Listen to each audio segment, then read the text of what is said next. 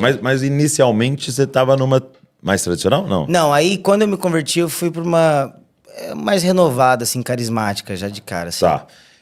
Então, assim, eu vivi mais no meio pentecostal. E no meio pentecostal tem uma ideia que é verdade, mas a gente precisa conversar sobre isso, porque assim, você precisa pagar um preço. Você precisa pagar um preço.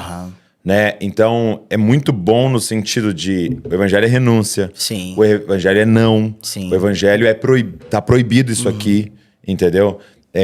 Então, foi importante, sim também uma mensagem de santidade, mas eu tinha a impressão que Deus, Cristo e prazer não tinha como estar na mesma frase. Sim. Porque eu, pelo menos a leitura que eu fiz, estando ali na igreja tal, era o evangelho é renunciar a seus prazeres. Sim. Para quase que essa certa penitência aqui de seguir a Cristo, e ele vai ficar super feliz de você estar vivendo essa vida de dor e vai te recompensar com o poder do Espírito Santo, com outras coisas. Então parece que prazer não tinha a ver com a igreja e com Deus. Sim. Cara, pra mim, o contexto que eu fui criado, assim, cresci é um pouco diferente. Mas, de certa maneira, eu acho que todo crente carrega um pouco dessa coisa. Até a palavra prazer parece que já é pecado. Só se falar prazer já é uma coisa pecaminosa. Tanto que, em alguns lugares, eu percebo que quando porque eu já tenho falado muito sobre isso há um tempo. Quando você fala, cara, Cristo é sua fonte de prazer, ou então, cara, a gente precisa ter prazer no Senhor, as pessoas, em alguns lugares, até se assustam. Mas, cara, como assim prazer? Porque logo vem na nossa cabeça, tipo, sexo, droga, alguma coisa assim, né? Mas até uma das frases que dão como se fosse uma linha assim para esse livro é a do C.S. Lewis, que é aquela, eu acho que você conhece também, que é quando ele fala que, na verdade, nos falta ambição de verdade, nos falta fome verdadeira, porque a gente se contenta com prazeres muito pequenos. E aí o C.S. Lewis fala que ele compara a gente com crianças como se fosse brincando na lama, enquanto o pai quer levar a gente pra praia para brincar. É como se Deus fosse essa praia, né, esse oceano de imensidão, de deleite, e a gente tá se deleitando com sexo, com alguma coisa assim.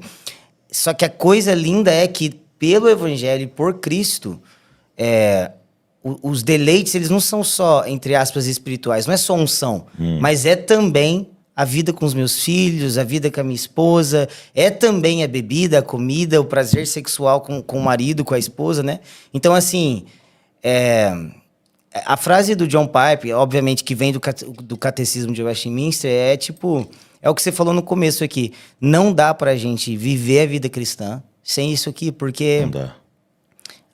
O João Staub, né, aquela frase que tocou muita gente no ano passado, que Deus só aceita Cristo.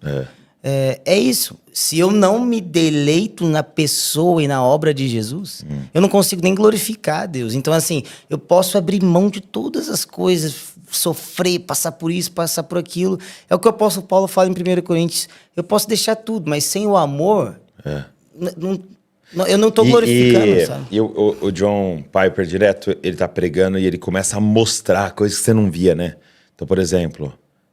A gente entendeu, cara, nós precisamos ser generosos. A Bíblia fala, generosidade. Sim. Deus ama quem dá. Sim. Melhor é dar do que receber.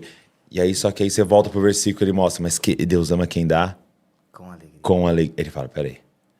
Então, ele não aceita sem o deleite junto. Uau. E aí veio um exemplo na minha cabeça, e até preciso ser justo, eu não sei se veio na minha cabeça ou se eu li em algum lugar, tá? É tantos anos... É normal, baseado... Então, alguém, sendo eu ou alguém... Mas assim, o exemplo que eu dou é de tipo assim, Dia dos Namorados.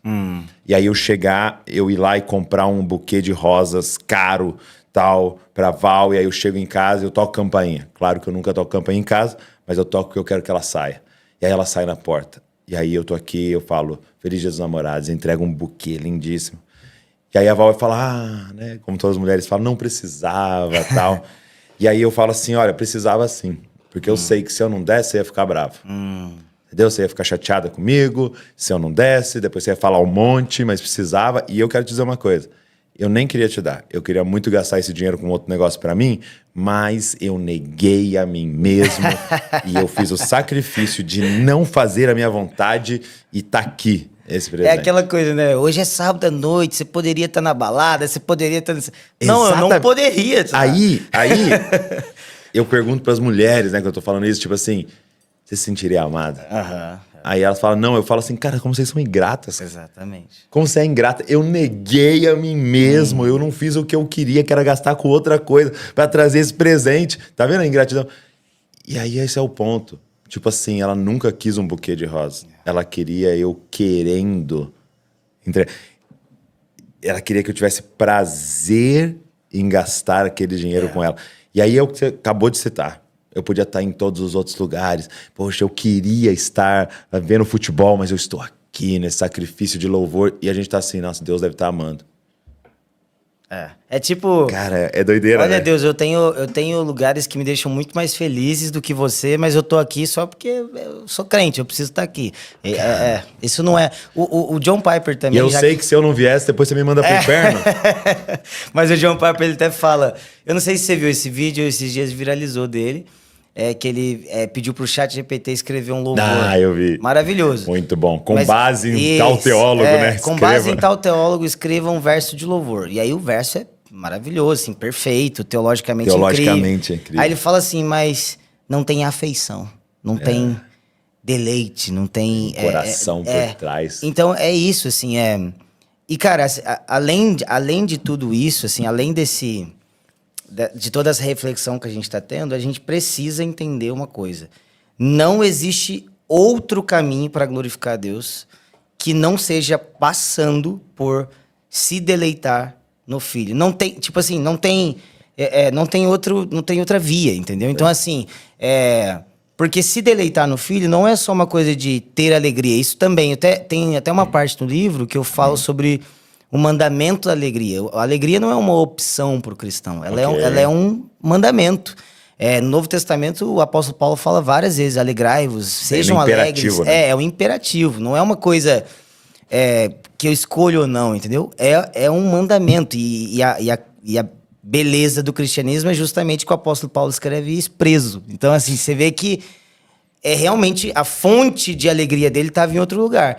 Só que, quando a gente fala de deleite, o Cristo fonte de prazer, ou até mesmo o catecismo a confissão de Westminster, ela fala dessa alegria, mas acima de tudo estar completo e satisfeito na obra de Cristo. Ou seja, se não passar pela obra de Cristo, qualquer sacrifício, qualquer coisa, não resulta em glória a Deus. Porque, de certa maneira, esse sacrifício ele é secular. Por quê? Porque ele não passou por Cristo.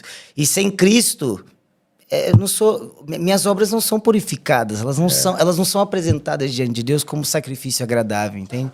Então, isso, para mim, é muito importante, porque a alegria, o deleite, se parece com alegria, se parece com se deleitar, mas, acima de tudo, até quando a gente está se sacrificando e até quando a gente vai sofrer, que vai acontecer, se não passa por Cristo, cara, não chega a Deus como oferta de louvor, porque é apenas pelo Filho, entende? Sim.